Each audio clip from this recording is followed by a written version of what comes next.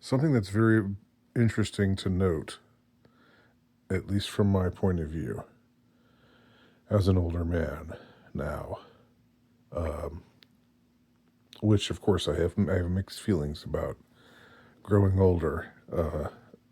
You know, as I think most people who grow older uh, do have at least mixed feelings or apprehensions. It's certainly something to deal with. It's something that you have to uh, pay attention to. You have to understand and come to terms with.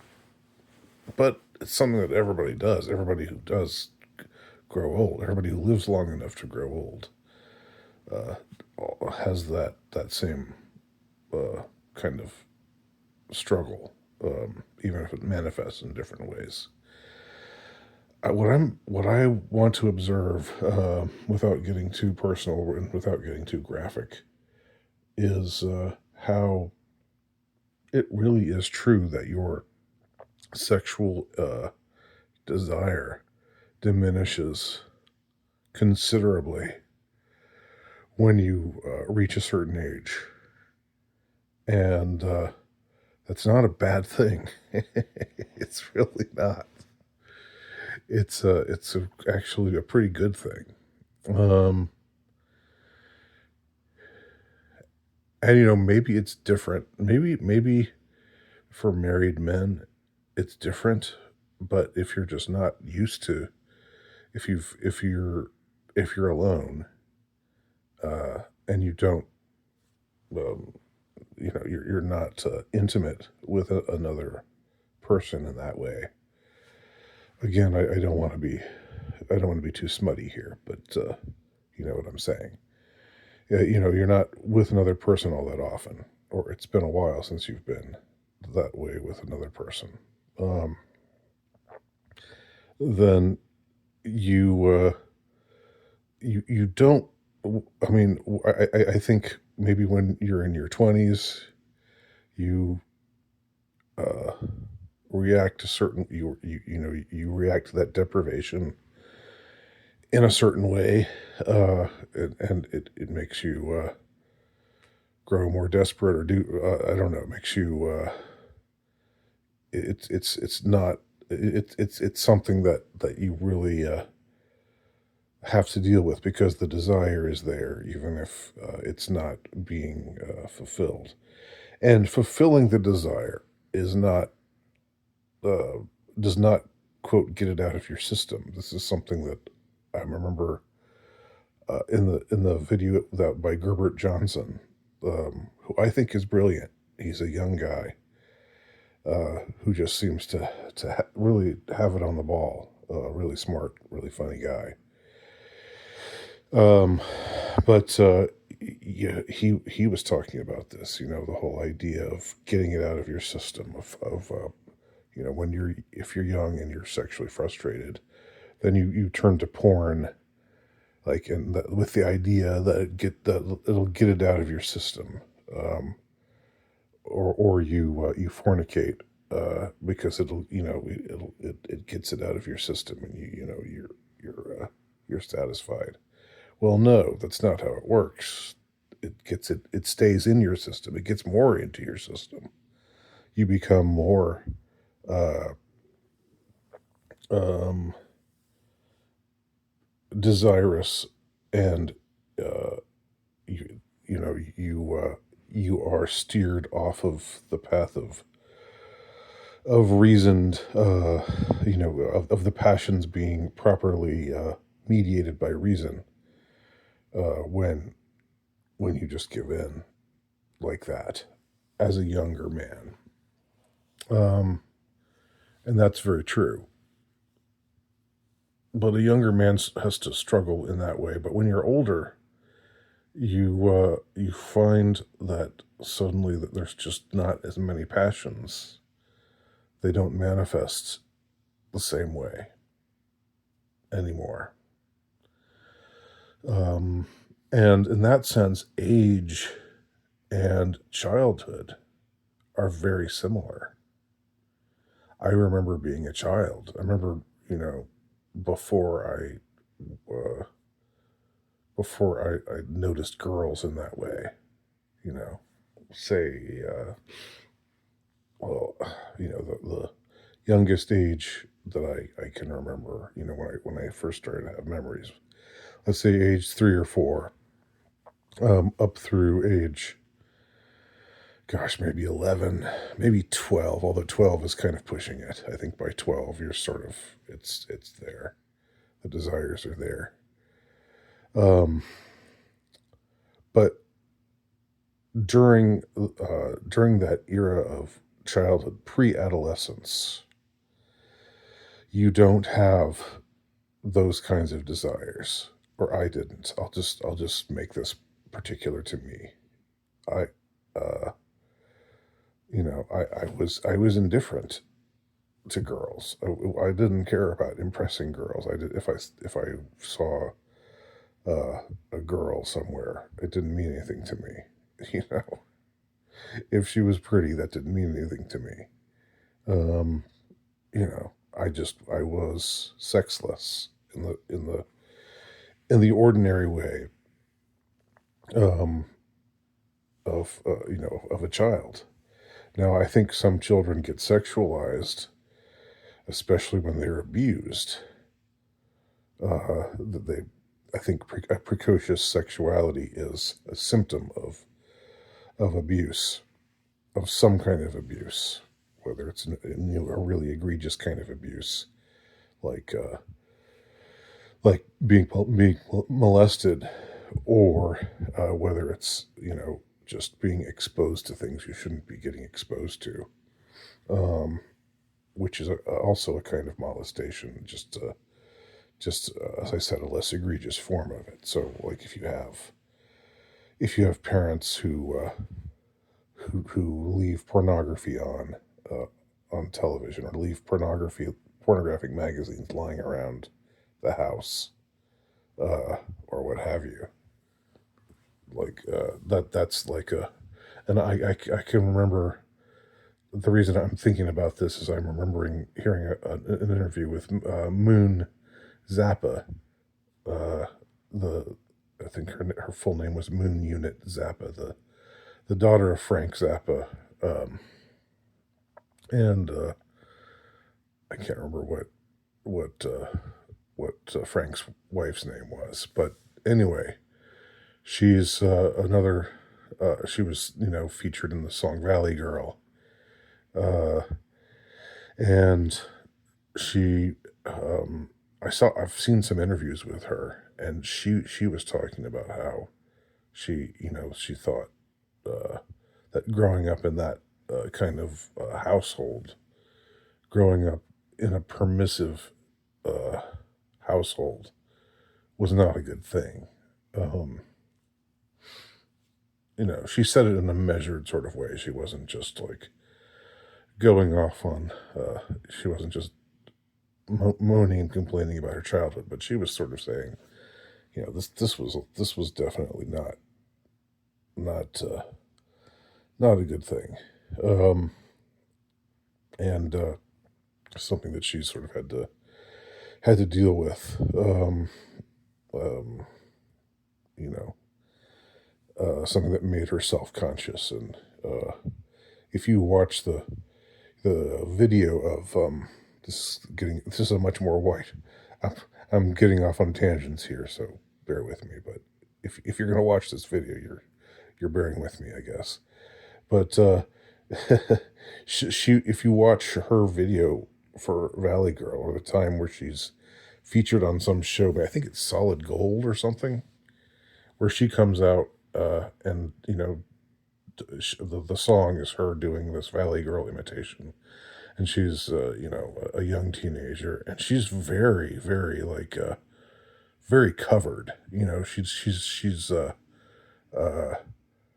Uh, she's dressed very conservatively, um, and really, it's quite striking to see, especially in contrast to what a lot of young girls do, who to try to get attention. For in her case, She sort of wants uh, doesn't want the attention. Um, but that's a whole different thing. Anyway, um, if you have a normal childhood or a normal-ish childhood like I did, a proper healthy childhood where that's not where you're not exposed to things you shouldn't be exposed to, then basically you don't think about girls like in that way. Um, Maybe there's some girls that you're friends with, but I think most of the time you're friends with other boys, and you have it's like girls are gross, girls have cooties, that sort of thing, which that's just sort of a normal thing. Like I think sex segregation is kind of a normal thing for children. But I remember, back then, like if I had seen if I was 7 years old and some sexy model, if Farrah Fawcett came on TV in a swimsuit, it wouldn't mean anything to me at 7 years old. You know, it just wouldn't mean anything to me. And it's not exactly the same now. Because now you still are aware of when someone is attractive, and you still react like a man in a way. But it doesn't. The difference is it doesn't last as long. It doesn't. You see it, you feel it, and then you get over it. You know, and then it's behind you. Um, um, I said I didn't want to be graphic, but you can just imagine what I'm talking about here, with the way that arousal manifests itself amongst men. That used to be that would be a real problem. That would be something you would deal with. That would unwanted uh, arousal and conspicuous arousal, not and having to deal with it. You know, now that's just not a problem at all. It's just not a problem. Um, so your body changes, and I think that's part of it. But in a way, it's a very I'm leaning into it, which is I hate that phrase, but I am leaning into the the getting old in this respect. I'm leaning into being less sexualized. I'm leaning into just I don't know, almost returning to the state of my childhood. Almost returning to what you're like as a child. Where you go to bed uh, and you don't think, damn, another day without a girl. I don't even have a girlfriend. When was the last time I was even kissed? When was the last time I did this or that to a woman? Um, you know, which is the kind of things that come to your mind. Or if you're in a relationship, then you think, well, we did it 3 times last week, and that was nice, and but maybe let hopefully she'll be in the mood tonight or whatever. Like all the kind of stuff that you think about as a married person. It should be for married people only. But today, of course, a lot of people live together without being married, but generally speaking, in a relationship, um, which a committed relationship that involves that kind of contact ought to be within wedlock. That is my firm conviction. I think that is the firm conviction of history. but regardless of where you stand morally on that matter, um, when you're in a relationship, you think about things like that. Um, when you're single but you're younger, then you think, how do I find the one, or maybe you think, how do I just find someone for a night?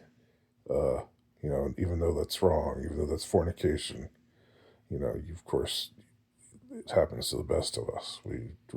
Our minds still go in that direction sometimes. Um, but when you get older and you're alone, it's sort of okay. It's okay to be alone. It's okay to sleep alone. Um, and it's okay to just say to yourself, "Well, this is it. I'm uh, I'm okay with this," and it's not a cope. I know some of you out there are saying that's just you're just coping. You're just coping, Andy. You're just coping. No, and unless you are also my age, if you're around my age, but you feel differently, uh, then maybe you could. I still think you'd be wrong to say I'm coping because I do. I'm being honest about how I feel about all this. But maybe if you're my age, but you have a different situation as far as your drive goes. You've still got, your drive is still lashing away at you. You still find yourself enslaved to your desires, to your passions. Um, then maybe you could just say I'm coping, or I'm making this up. Just you know because of sour grapes or whatever. But I'm telling you, I'm being honest right now when I say I, I don't need to be with anyone. Um, and you know, having seen having seen the cost of it, without going full out and out MGTOW here, without saying just definitively that the juice isn't worth the squeeze, and that no man should get married because whatever. I'm not taking a definitive stance like that. I'm not taking a categorical stance like that. But I would say that at this point in my life, the idea of starting something new with somebody um, is just, it's just like, uh, I, I don't see the point. I don't see where it would be. Of course, companionship is nice, and of course, the things that come with companionship, wink, wink, are nice. But you know, um, there's a downside. There's a definite downside as well, especially in our age. And it's something I've written about a lot lately. Um, there's a definite downside. So I don't know exactly. Like here, I'll bring my thoughts to a close here because I've already rambled a bit. But I would just say, since most of the people who watch my videos are younger than me, I would just say hang in there because it really does get better. From my experience, it really does get better. If you're struggling now with your desires because you're not satisfied, you're in an unfulfilling marriage or unfulfilling relationship, or you're single and you consider yourself an incel or whatever. Um, Uh, but it's you what you would like to be in a relationship. You'd like it, but you just don't see that it's for you. I'm not telling you you're right or wrong about that. This isn't about that subject, but I am saying that it gets better. At least it has for me. I'm happy to. There are lots of things about growing older that I'm apprehensive about, that I'm having a hard time dealing with. It is a transition. It is something it is a lot to have to come to terms with. And I'd be lying if I were claiming otherwise. But I would say that as far as this subject goes, um, I think it's it's good. It's good to be to feel a relaxation of of those drives, that they don't lash you in the same way anymore. You're not uh, you're not caught up in everything you see every time you see someone, uh, uh, you know on television, in the movie, or walking down the street, or wherever. It's just you're not caught up in it. You're not swept up in those desires anymore, and that's great. It's great. It's great to be able to. Like I said, it's a feeling of freedom. It honestly is a feeling of freedom. Anyway, those are my thoughts.